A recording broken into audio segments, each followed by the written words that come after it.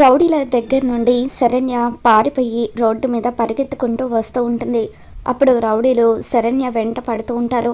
అప్పుడే అటువైపుగా కారులో ఆనంద వస్తుంది.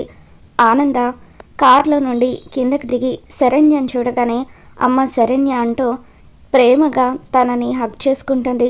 శరణ్య కూడా అత్తయ్య అంటూ ఆనందని హగ్ చేసుకుంటుంది.